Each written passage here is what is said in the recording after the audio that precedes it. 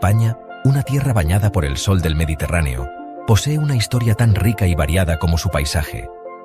Mucho antes del auge de Roma, los pueblos antiguos dejaron su huella en esta península ibérica. Los íberos, envueltos en misterio, fueron los primeros habitantes conocidos. Los celtas, con su intrincada metalurgia, llegaron más tarde, mezclándose con los íberos. No debemos olvidar a los tartesos, una potencia marítima envuelta en leyendas. Florecieron en el sur de España. Su riqueza se basaba en el comercio con los fenicios. Los fenicios, maestros del mar, establecieron puestos comerciales a lo largo de la costa. Estos puestos de avanzada se convirtieron en vibrantes centros de comercio. Los griegos también se aventuraron a las costas de España. Establecieron colonias, trayendo consigo su filosofía y arte. Estas primeras interacciones sentaron las bases de la conexión de España con el mundo mediterráneo. El auge de Roma proyectó una larga sombra, que finalmente envolvió a la península ibérica. Las legiones romanas marcharon por la tierra, conquistando a los cartagineses que se habían establecido en España. Esta conquista no fue rápida, pero a lo largo de 2 siglos, Roma afirmó su dominio. Para el siglo I a.C., la península estaba firmemente bajo el dominio romano, bautizada con el nombre de Hispania. La influencia romana se filtró en todos los rincones de la vida ibérica. El latín, la lengua de Roma, se arraigó, evolucionando hacia las lenguas romances que se hablan hoy en España. Surgieron ciudades, inspiradas en Roma, con grandes edificios, acueductos y anfiteatros. Estas estructuras, que aún siguen en pie, sirven como testigos silenciosos del perdurable legado de Roma. A medida que el Imperio Romano se derrumbaba, surgieron nuevas potencias, ansiosas por reclamar su parte del botín. Entre ellos estaban los visigodos, un pueblo germánico que estableció su reino en Hispania. Sin embargo, su reinado duró poco. En el año 711 d.C., una nueva fuerza llegó a las costas ibéricas, los ejércitos del califato Omeya. Estos guerreros árabes y bereberes, liderados por Tarik ibn Ziyad, barrieron España, conquistando la mayor parte de la península en cuestión de años. Esto marcó el comienzo de Al-Ándalus, un capítulo único en la historia de España. Durante casi 8 siglos, la cultura islámica floreció en España. Córdoba, la capital de Al-Ándalus, se convirtió en un faro de aprendizaje y cultura. Estudiosos de todo el mundo islámico acudieron en masa a su famosa biblioteca, una de las más grandes de su época.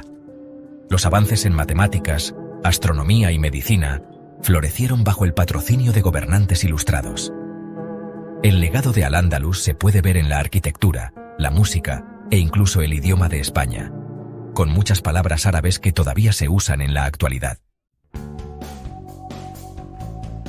Sección 4. Reconquista. El choque de religiones. Mientras Al-Ándalus florecía, los reinos cristianos del norte se negaron a someterse al dominio islámico. Así comenzó la Reconquista, una larga y sangrienta lucha para reclamar la península ibérica para la cristiandad. Durante siglos, este conflicto marcó el destino de España. Los reyes cristianos, impulsados por el celo religioso y la promesa de tierras y gloria, lanzaron campañas contra sus vecinos musulmanes. Los caballeros, que habían jurado defender la fe, acudieron en masa a la península ibérica, ansiosos por demostrar su valía en la batalla. La Reconquista no fue un movimiento unificado, sino más bien una serie de guerras, treguas y alianzas, a menudo marcadas por la brutalidad y el derramamiento de sangre. Lenta e inexorablemente, la marea comenzó a girar a favor de los reinos cristianos. La batalla de las Navas de Tolosa en 1212 marcó una victoria decisiva para las fuerzas cristianas, debilitando el dominio musulmán en España. Ciudad por ciudad, reino por reino, los cristianos avanzaron. La caída de Granada en 1492, el último bastión musulmán, puso fin a Al-Ándalus y a siglos de dominio islámico en España. Sección 5. Un rey, una reina, un mundo que conquistar. El año 1492 fue crucial en la historia de España, marcando el final de la Reconquista y el comienzo de una nueva era. Isabel de Castilla y Fernando de Aragón completaron la conquista de Granada, uniendo a España. Con la península bajo su control, financiaron el viaje de Cristóbal Colón.